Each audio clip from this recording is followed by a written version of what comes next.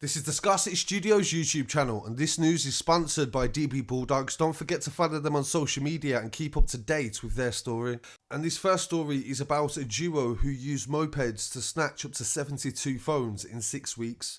Randy Kavungu and Darius James from Barnet were identified and brought to justice by specially trained officers from the Metropolitan Police's Operation Venice team. Randy and James both pled guilty at Hendon Magistrates Court on Tuesday the 3rd of January to offences that included robbery, also threatening with an offensive weapon. They were sentenced to 4.5 years each.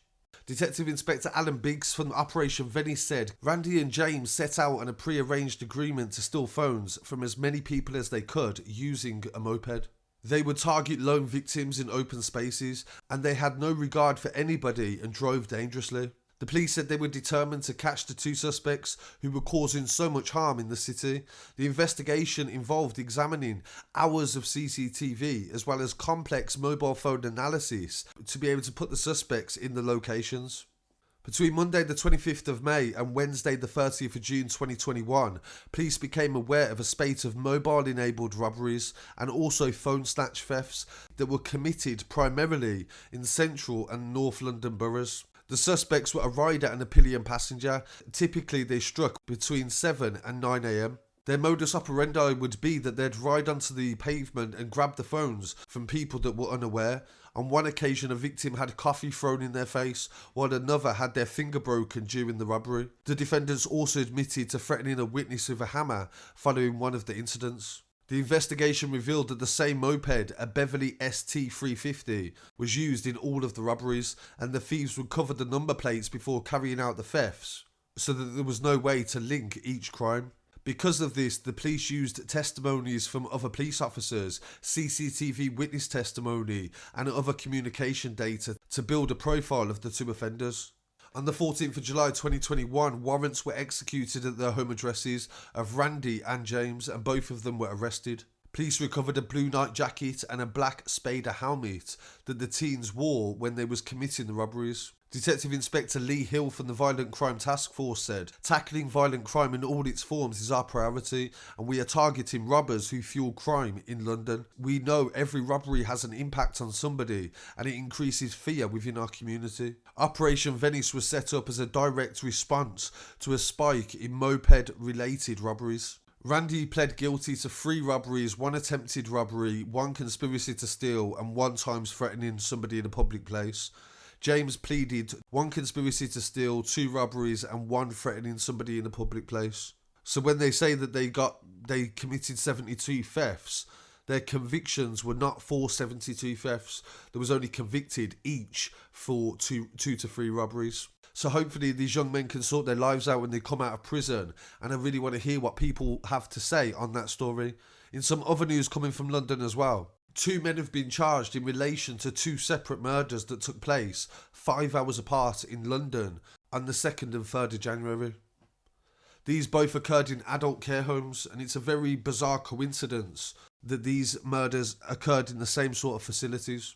Police investigating the death of 1 resident at an adult care home in Hayes have charged a man with murder. Rajinder Powell, 44 years old, from Hayes, was charged on the 4th of January. He will appear in court on Thursday the 5th of January. Police were called at approximately 10 to 12 on Monday the 2nd of January to reports of a man being assaulted inside a residential accommodation in Lansbury Drive. Police and ambulance attended, and despite the best efforts of emergency services, a 60-year-old male was found dead. His name is John Hallisey. A post-mortem examination confirmed that he died from compression of the neck. So the man that has been charged, Rajinder, strangled John Hallisey inside a care home. So I send my condolences to the family of John. And in the second murder that took place several hours later, this occurred in Newham. A man has also been charged with this murder. His name is Rolando Torres Pena, and he's 21 years old. He's previously from Carson Road, and he's due to appear at Thames Magistrates Court on the 5th of January also. Police were called at 3:45 in the morning, so this was only 4.5 hours after the first murder in Hayes. And this was on the 3rd of January to an adult care facility on Glen Road. They were called to reports of a man that was injured, and police and ambulance attended, and the 34-year-old was found with head injuries. And of course, I'm sure the ambulance was very close by, because Glen Road is Newham Hospital, And also from looking on Google Earth, I was able to ascertain that they've got a mental health ward inside Newham Hospital as well. So I think it would be fair to say that it's most likely this incident took place inside or outside the mental health part of the hospital. And the ambulances were there already. The male that was killed is 34 years old. They haven't named him, but they said that he suffered head injuries and he was pronounced dead at the scene. So this is 2 murders within 4 hours of each other in care home facilities in London. So this definitely raises a lot of questions. And is also, as I said before, a bizarre coincidence.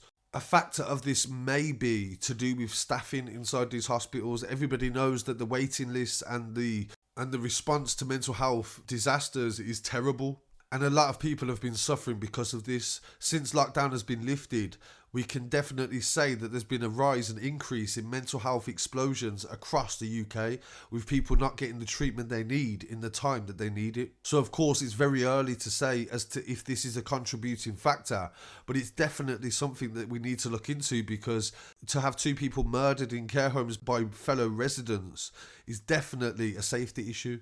So really appreciate you joining me for these stories, and I'll be back again very shortly with some more news. Please don't forget to follow on social media at Scarcity Studios and subscribe if you're new to the channel. Thank you.